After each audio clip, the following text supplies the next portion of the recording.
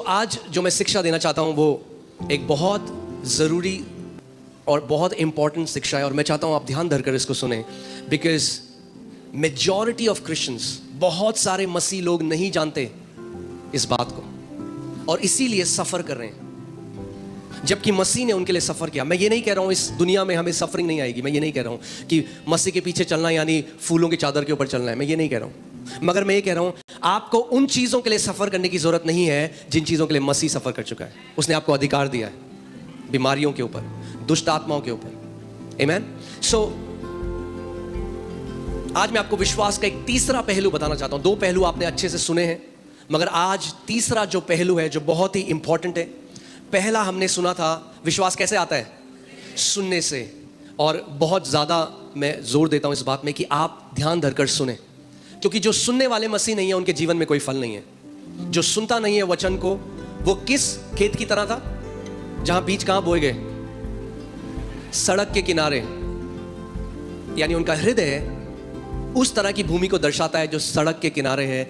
उनके जब वो वचन नहीं सुनते, ना वो सुनते हैं, ना वो सुनना चाहते हैं, ना वो समझना चाहते हैं। और ऐसे मसीह जब कलीसिया आते हैं वो केवल अपना चमत्कार के लिए वीज़ा लगा दो ये और वो सब ठीक है, हम आपके लिए प्रार्थना करते हैं, मगर इस घर में जो एक सबसे बड़ा एक वैल्यू है वो है कि हम परमेश्वर के वचन का आदर करते हैं।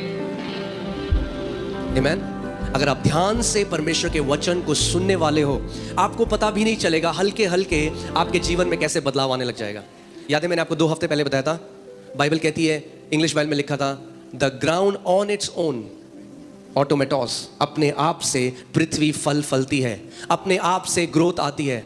पहला आपका जो काम है, और हमेशा हमें इस बात को ध्यान रखना है कि हम सुनने वाले हो। क्या सुनने वाले हो? Good news. क्या सुनने वाले हो? Good news. क्योंकि हम सराउंडेड हैं बैड न्यूज़ से। हाँ, आपने अगर कोई आपने न्यूज़ देखी तो क्या पढ़े हो, हज़ारों लोग वहाँ मर गए, वहाँ भूकंप आ गया। और अगर आप हमेशा बैड न्यूज़ को सुनोगे तो वो क्या करेगा, वो आपके हृदय में इन्फ्लुएंस करने लग जाएगा। Whatever you hear affects your speaking. Your hearing affects your speaking. आपका सुनना आपके बोलने के ऊपर प्रभाव लाता है। यानी जो कुछ आप बार बार सुनते हो, आप जानोगे भी नहीं, अपने आप आपके मुंह से वो बाहर आने लग जाएगा।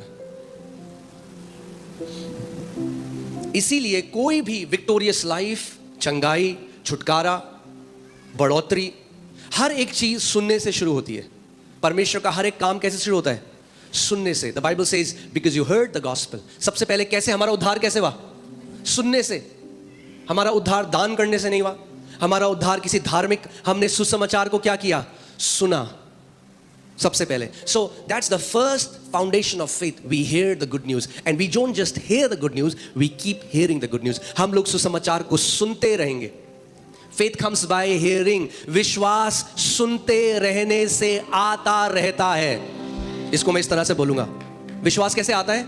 वो एक बार आता नहीं है, आता रहता है। जैसे आप सुनते रहोगे गुड न्यूज को, you will have abundant supply of faith. वो ऐसे झरने की तरह है। जब आप गुड न्यूज सुनते रहोगे, जब आप सुनते रहोगे कि यीशु मसीह ने लहू बहाया, जब आप सुनते रहोगे कि उसने हमें धर्मी बना दिया है, जब आप गुड न्यूज को सुनते रहोगे, आपकी विश्वास की सप्लाई फुल होगी, फुल। आमीन। आपका टैंक फुल होगा, और जब आपका टैंक फुल होगा, आपके हवाई जहाज का आप ऊंचा उड़ोगे। जब कभी डर लगने लगे, जब कभी चिंताएं सताने लगे, जब कभी अनसर्टेनिटी आने लग जाए आगे क्या होगा फ्यूचर में, go back to hearing the good news. वापस चले जाओ और सुसमाचार को सुनो। बहुत जरूरी है सुनना। यीशु मसीह का सबसे बड़ा चैलेंज पापी लोग नहीं थे। पापी लोग नहीं थे, पापी तो बहुत कंफर्टेबल थे उसके सामने। उसका सबसे बड़ा चैलेंज था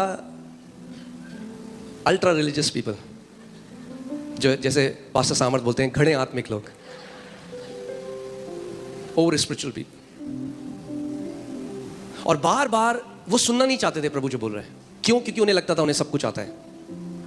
जो धर्मी लोग हैं, जो धर्मी नहीं, धर्मी तो अच्छे लोग हैं, जो स्पिरिचुअल, जो फैरिसिकल लोग हैं, प्रभु ने कहा फरीसियों की खमीर से बच के रखना अपने आप को। क्यों खमीर का उदाहरण क्यों दिया परमेश्वर ने? क्योंकि जो स्पिरिचुअल प्राइड है ना, आपको पता भी नहीं चलेगा। आप जानते हो एक चूहे को, जो चूहे की दवाई चूहे को मारने के लिए होती है, जो आटे में मिलाते हैं, आपको पता है वो कितनी परसेंटेज डाली जाती है उस आटे में? उस आटे में 95% अच्छा आटा होता है और 5% पॉइजन होता है। मगर 95% अच्छा आटा होता है, 5% पॉइजन होता है, मगर जब वो मिलाया जाता है, चूहा जब खाता है तो मर जाता है।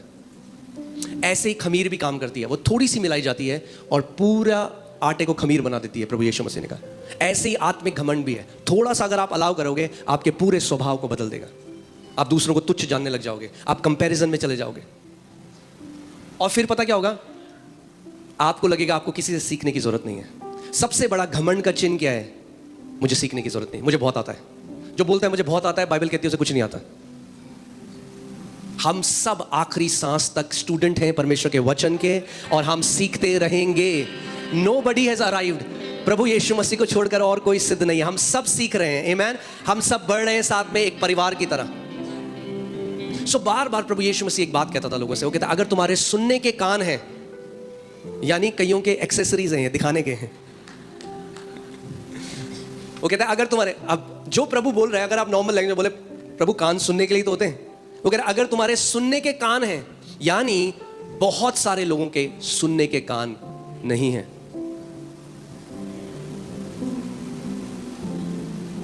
बहुत सारे लोग टोटका सोच रहे हैं, आप बताओ पास्टर हम क्या करें, आप बताओ हम क्या करें, हम ये करें, हम वो करें।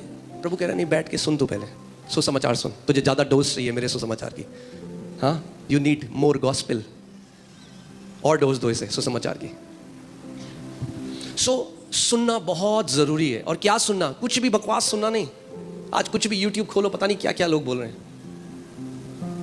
नहीं, पौलुस कहता है, गलातियों की पुस्तक जब आप पढ़ोगे, वो कहता है वो जो बहुत जाने जाते थे, और वहाँ अपोस्टल्स की बात कर रहे हैं, जेम्स और उसके साथ जो लोग थे, वो कह रहा है मैंने एक क्षण भर के लिए भी अपने आप को अधीन ना किया व्यवस्था के, ताकि जो सुसमाचार का सच है वो डिफाइल ना हो।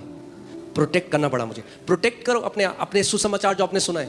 कई मसीह हर मीटिंग में जाते हैं, सब कुछ सुनते हैं, फिर अंदर क्या बन जाता है? सांबर, क्योंकि नहीं पता सुसमाचार क्या है। तो हर कोई जो बोलेगा, प्रचारक बोले आमेन, प्रभु तुमसे प्यार करता है, आमेन, प्रभु तुम्हें नरक भेजेगा, आमेन। अरे सुनो तो सही क्या बोल रहे हैं।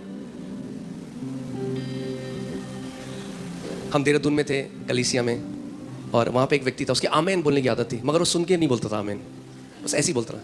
तो एक बार पास्टर ने हमारे बोला, अरे देखो देहरादून में क्या हो रहा है, इतने रेप हो रहे हैं। वो कह रहा हालेलुया, थैंक यू जीसस। तो ये क्या दर्शाता है?